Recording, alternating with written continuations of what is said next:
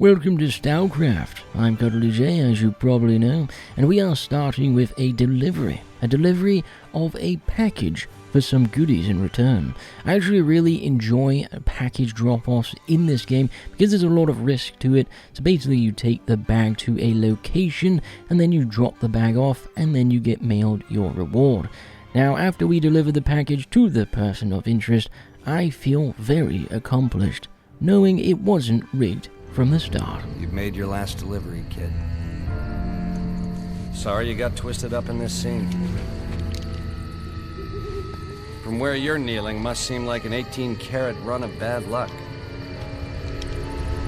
Truth is, the game was rigged from the start. I then decide to have a chat with Riguel to figure out what the leader of the Covenant, that's Metropolite, what was on his PDA that we had stolen previously. He informs us about the Path of Suffering, which is a ritual the Covenant does with all members eventually. The way this works is you alone or a group of Covenant members, a small one at that, will go out into the zone and you will suffer. You will do your best to survive and, of course, live to see the other day. Sometimes even the leader himself will go out on these pilgrimages. Now, Riguel had two friends in the past called Roman and David. Riguel always thought that they had died on their last path of suffering together, but it turns out that this might have been a lie. Metropolite, our leader, was also on the same excursion with Roman and David, but he never informed Riguel, one of his most trusted allies. Never told him, hey, I was out there with them. So, it turns out on the old PDA, Metropolite did have a negotiation with the enemy ZIVCAS. We do know he got some armor from them, the Apostle armor, and we also found out the name of his contact from this group. The name of his contact is Orpheus.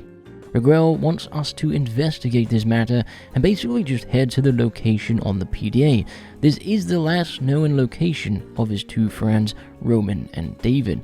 So, we of course head over there, and we find ghosts of the past, and have a listen in. It turns out that this was Metropolite, Roman, and David, and this is what happened to them during that time.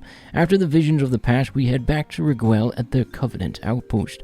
We inform Riguel that we believe the twins were showing us the past events of Metropolite, handing over Roman and David to the ZIVCAS group.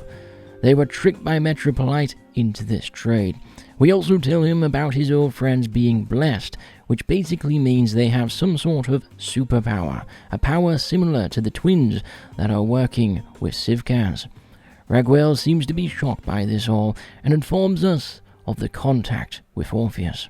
There is a base that we must go attack to get our only old contact from Metropolite's days from ZIVCAS. If we attack it, we might be able to get that information we need for this odd exchange between Metropolite, the leader of the Covenant, and of course ZIVCAS. We head there in disguise with the ZIVCAS armor and we infiltrate the base. Sadly, without noticing during my entry of the base, the Covenant are full-on attacking the base as previously planned. But the problem is, I didn't notice that were Covenant members, and I accidentally might have shot one or two of them.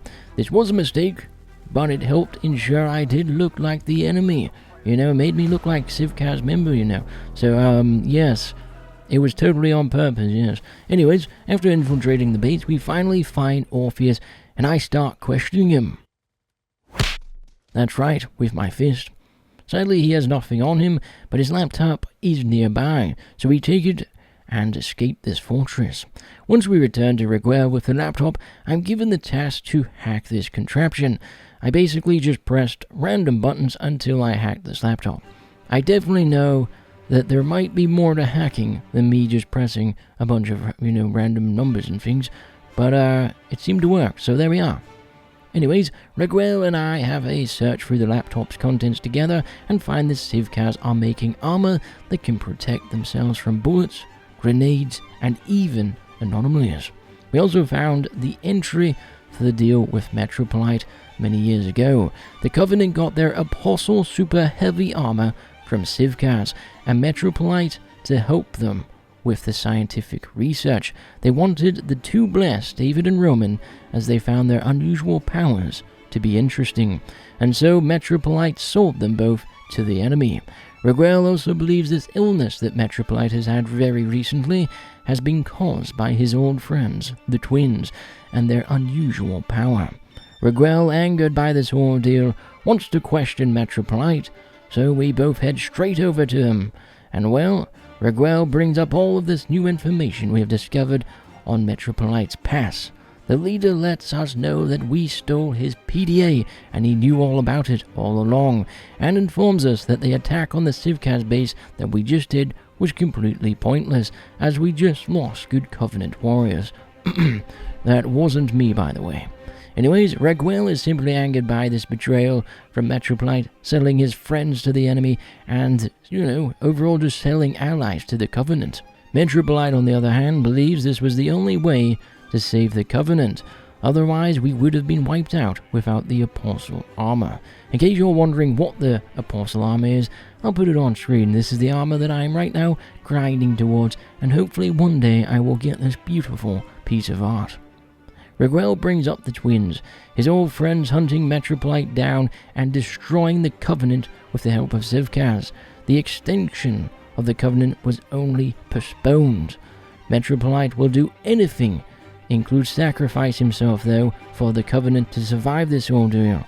But Riguel won't listen, and he walks away in silence. This is getting very interesting indeed. After this intense meeting, we are sent out to find 2 frontier stashes to help halt the advancement of the frontier invading us and destroying all of the Covenant. We head to the locations and we begin our scans of the areas. Now, once we find the stashes, we simply take all of the items inside, and we of course head back to the leader of the Covenant. Once we return, we find a fawn in the location we were supposed to meet the leader. It turns out that Metropolite has left the Covenant outpost to go find the twins and use himself as bait. We leave the base to the location Metropolite was last seen and wipe out as many enemies as possible. We finally enter the hunting ground of the twins.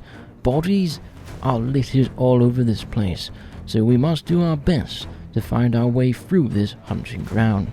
Eventually we do make it through the first part of this challenging area, and while in the next area we must find 7 shards in total while surviving the enemy attacks. Eventually we make it through this area as well, which isn't more, I wouldn't say it's a challenge, I would say it's more of a challenge finding the shards. That's probably the hardest part of this area here. Eventually though, we do make it through, and we meet up with the twins to have our final battle. Now, quick tip for you, this battle's a bit interesting. The best way to deal with the twins, by the way, is to use this box.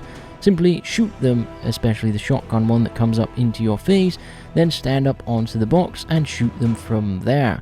Eventually, whenever the twin de-aggroes, you'll jump down, aggro them back onto you, jump back up, and you'll keep repeating this until he stops coming. Once he stops coming, then you will deal with the other twin, which is up high, and he usually has a sniper, so you'll just shoot him from up there until he's all dead as well, and you will clear this area. After dealing massive damage to them over time, you will eventually destroy them both, and well, there we are. That's Roman and David completely destroyed. After this boss fight, we will head back through the portal and meet up with Metropolite again. He informs us he won't forget what we have done for him, and the Covenant will always remember this day. Let's be honest, they probably won't. He will also always be willing to put his life on the line for the Covenant, as it is a part of him now, unlike when he originally started the faction.